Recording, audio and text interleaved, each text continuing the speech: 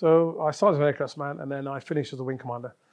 So aircraft commander, and then LSC and SAC, and then as I commissioned, started off as a flying officer. So pilot officer, normally the first level as a commissioned is pilot officer, but because I'd done time in the ranks, they recognised that, so I started one, basically not the very bottom, started one up at flying officer, and then I progressed from that through flying officer to flight lieutenant, squadron leader, and then wing commander. It wasn't all flying. There were tours I did some ground tours as a squad leader at High Wycombe, which was really good. So I did a tour there. So you're meant to do a staff tour as well as you go along your promotional role there.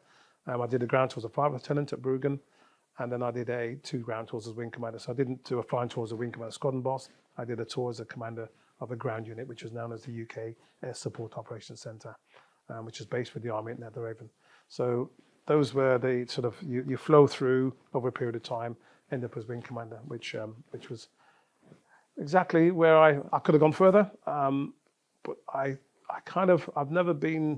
didn't follow the standard path. You know, you do this, you go to staff college. I kind of enjoyed what I did, and I try to maintain a lot of who I am.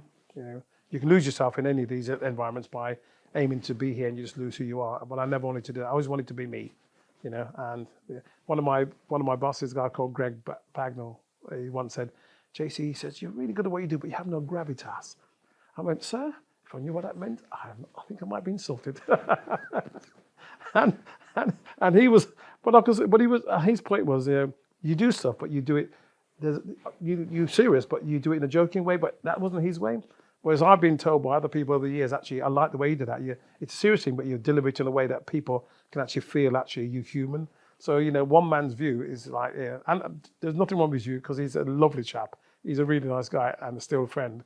But people view you differently, and how you come across is differently. So when I commanded the ASOC, the guys and girls who were there from the SACs all the way to squad leaders worked for me, from Navy, Army, Air Corps guys, naval weapons guys, signals guys from the Army, our SACWs, we had a pilot, we had a mixture of people who I commanded, and they all said, you're the best boss we've had. They said, you've just managed all this mix of different services and age groups and sexes and that in a way that actually made everyone feel comfortable and happy.